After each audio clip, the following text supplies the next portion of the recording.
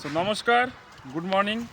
আমরা এখন চলে এসেছি পুঠিয়া বিহার। দুর্দান্ত একটা ভিডিও নিয়ে আপনার কাছে এসেছি। সেই ভিডিওটা কি, সেটা হচ্ছে আজ থেকে ঠিক আপনারা হয়তো দেখতে পাচ্ছেন আমার পেছনে একটা চা বাগান আছে, এবং এটা ভিডিওটা আমি বলছি আপনাদের, এই ভিডিওটা আপনারা দেখুন ভালো করে, আজকে বাগানটা দেখুন।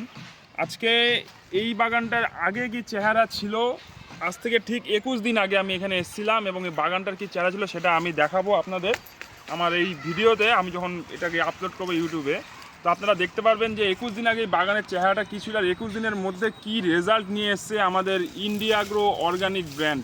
লোকে বলে অর্গানিকে চাষ হয় না, প্রোডাকশন হয় না, ফলন হয় না, কিন্তু 21 দিনে আমাদের যে ব্র্যান্ডের যে রেজাল্ট, আমাদের ইন্ডিয়াগ্রো প্রোডাক্টের যে রেজাল্ট, এর মধ্যে নিচে দেওয়া ছিল শুধুমাত্র ভূঅস্ত্র, এবং উপরে আমাদের গ্রো ম্যাজিক অ্যাডভান্স, অলিভ এবং এমআই স্প্রে প্লাস আমরা স্প্রে করিয়েছিলাম। দুর্দান্ত রেজাল্ট হয়েছে। চাষি মারাত্মকভাবে খুশি যে যার বাগান সে 4 মাস কোনো মেনটেনেন্স করেনি, এবং সে ভেবেছিল তার বাগানটা তো মরে যাবে।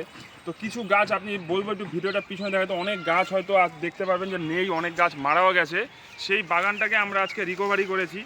তো দারুণভাবে হ্যাপি কাস্টমার, ফার্মার দারুণভাবে হ্যাপি। এবং দেখুন আপনারা প্রচুর পরিমাণে, এই বাগানটায় যে পরিমাণে কুশি এসছে আসার কথা ছিল না। আপনারা হয়তো নিচে দেখতে পারবেন যে নিচের পাতাগুলো এখনও দেখতে পারবেন যে কী হারে রেড স্পাইডার এই পাতাগুলোকে খেয়েছিল। সেখান থেকে আজকে বাগানটা এতভাবে সুন্দরভাবে রিকভারি হয়েছে। এবং আপনারা আমার ইউটিউব চ্যানেলে দেখতে পারবেন যে এর আগে আমি একটা ভিডিও ছেড়েছি যেখানে একটা রাউন্ড অফ মারা ছিল, একটা জমিতে ভুল করে রাউন্ড অফ স্প্রে করে দেওয়া ছিল। সেই জমিরও আমরা সেই গাছকে বাঁচিয়েছি, সেই জমিকে ভালো করেছি।